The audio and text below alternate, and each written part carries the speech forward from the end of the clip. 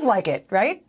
That said, may I suggest that you go to bed kind of early, hydrate, eat your Wheaties in the morning, maybe put off the Friday night cocktail to make it a Saturday night cocktail this week, if at all.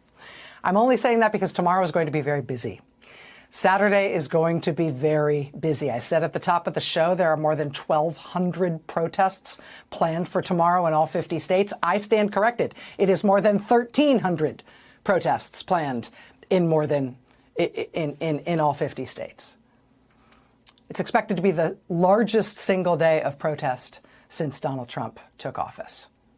Joining us now is Ezra Levin. He's co-founder of Indivisible, which is one of the groups that is promoting these events tomorrow. Ezra, thanks very much for joining us tonight. You were here just a couple of 3 weeks ago talking about the earliest idea for April 5th being sort of a hub for events all over the country and in Washington.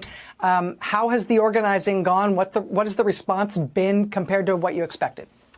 Gosh, Rachel, it's been incredible. Can I just say it has been incredible. We knew when we announced 3 weeks ago on the show that this was going to be the week where we saw an election in Wisconsin. We were cautiously optimistic about that election in Wisconsin for the Supreme Court. We didn't know we were going to kick Elon Musk's butt all across the state, but we were cautiously optimistic.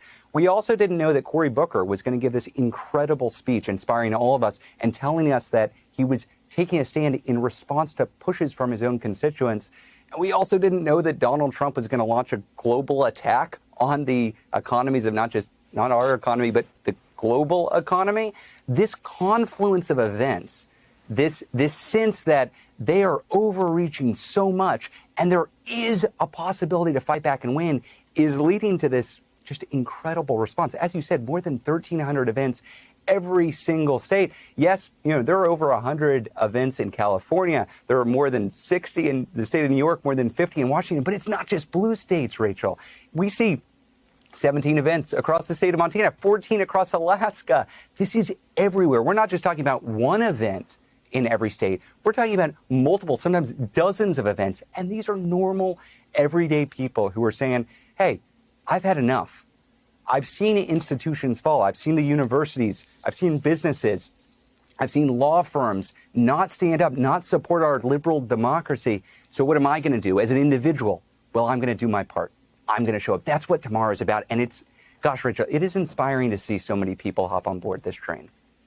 The theme under which this is sort of loosely organized is hands off.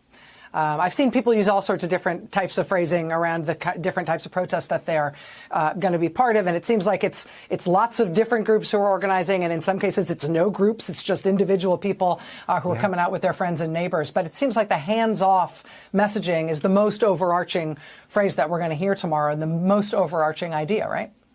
One of the beautiful things about this is it's meeting people where they are. We're all coming to this for a different reason. We can say hands off the Department of Education, hands off our Social Security, hands off our Medicaid, hands off trans kids, hands off our communities, hands off our civil rights, hands off our democracy. Different things are bringing different people to this fight. That's good. That's okay. We can all come together and say no. And that's what we're going to see tomorrow. Yeah, popular front. Very, very, very, very, very big tent. If for some reason you don't like what Donald Trump is doing to the country, there's a very large tent that is open to you, and people are going to be